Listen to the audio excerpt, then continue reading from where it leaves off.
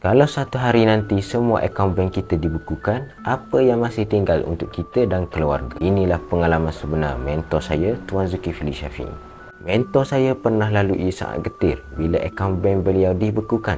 Segala harta simpanan, pelaburan, semuanya hilang sekelip mata.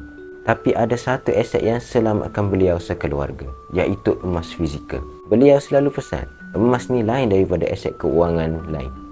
Saham, forex, CPO memang boleh jana untung, tapi emas ada fungsi unik yang tak ada pada instrumen lain. Yang pertama, emas ni selamatkan kita daripada boros.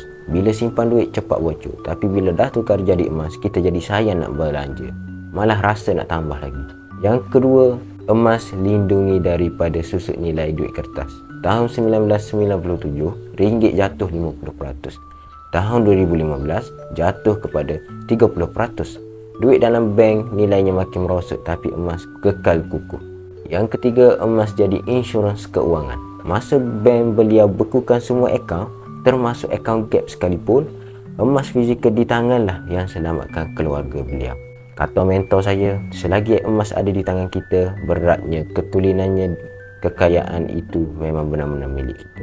Kalau nak pastikan kekayaan anda betul-betul selamat, mulakan simpanan emas sekarang. Jangan tunggu sampai terlambat. Teruskan follow saya dan semoga bermanfaat.